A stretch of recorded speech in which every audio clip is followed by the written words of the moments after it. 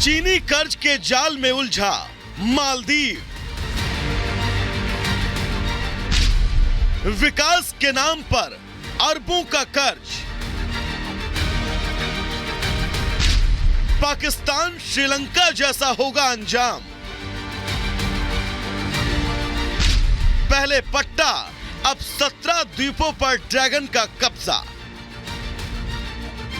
दशकों से भारत का दोस्त रहा मालदीव, जिसके कुछ नेता भारत के खिलाफ ही अब जहर उगल रहे हैं। दरअसल इन सब के पीछे है चीन की शह, जो इन नेताओं को अपने उंगलियों पर नचा रहा है।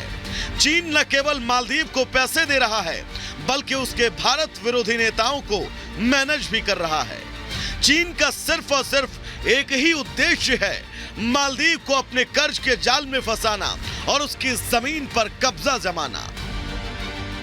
चीन के कर्ज तले दबे मालदीव के मंत्री अब अपने आका को खुश करने के लिए भारत के खिलाफ बयानबाजियां कर रहे हैं।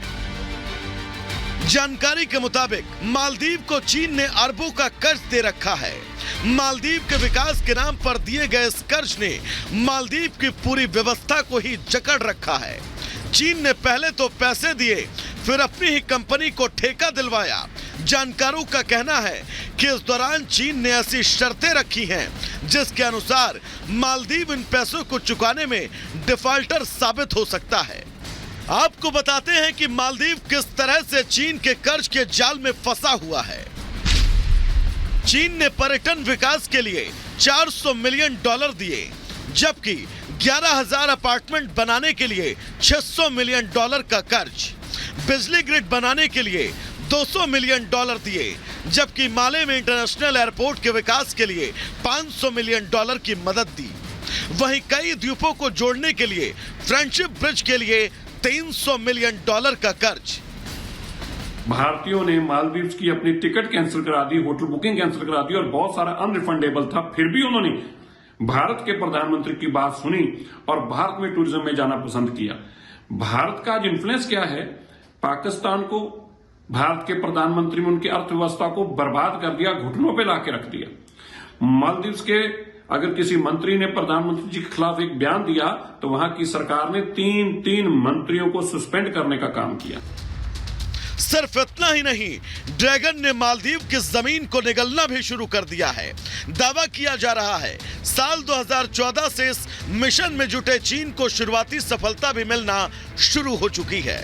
मालदीव के दर्जन भर द्वीपों पर चीन का अनऑफिशियल कब्जा है। इन द्वीपों का प्रशासन चीन के इशारे पर चलता है।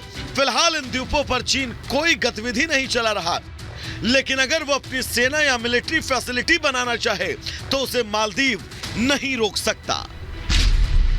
चीन ने 17 द्वीपों पर पट्टा करवा लिया है। मालदीव से 50 साल के पट्टे पर द्वीपों को लिया है। अरबों का कर्ज दे मालदीव पर चीन ने पट्टे का दबाव बनाया। मालदीव सरकार ने पट्टे की बात को काफी दिनों तक छिपाए रखा। एक बात तो फिर से एक बार साबित हो गई कि नरेंद्र मोदी जी ग्राउंड जीरो के ग्लोबल हीरो हैं। और इसलिए मैं कह रहा हूं कि ग्राउंड जीरो के ग्लोबल हीरो हैं कि जिस ग्राउंड जीरो पे वो खड़े हो जाते हैं वो दुनिया का ग्लोबल ब्रांड बन जाता है। आज लक्षद्वीप में वो गए, लक्षद्वीप की आन बान और शान को बढ़ाया और पूरी दुनिया लक्षद्वीप की तरफ देख रही है। अगर लक्षद्वीप का हमें पूरी दुनिया सम्मान कर रही है और कुछ लोग कुंठित हो रहे हैं तो उनकी प्रॉब्लम। अब दावा किया जा रहा है कि मालदीव के चीन समर्थक नेताओं को भी ड्रैगन ने व्यक्तिगत फायदे पहुंचाए हैं, ताकि वो चीन के कब्जे वाली नीतियों के समर्थन में खुलकर बैटिंग कर सके। अब प्रधानमंत्री नरेंद्र मोदी के लक्षद्वीप दौरे से मालदीव के नेता ऐसे बौखला गए जो चीन के चंदे पर काम कर रहे हैं। पीएम मोदी ने इशारों में ही लक्षद्वीप को प्रमोट किया तो मालदीव के ऐसे नेताओं ने अभद्र टिप्पणी करना शुरू कर दी। दरअसल चीन से कर्ज लेने वाले श्रीलंका और पाकिस्तान की बर्बादी देखकर मालदीव के होश उड़ गए। उन्हें डर है कि अगर भारत के सैलानियों से आने वाला पैसा रुक जाता है तो उनके यहां आटे और दाल के लिए भी बगावत शुरू हो जाएगी। Bureau report, Republic Bharat.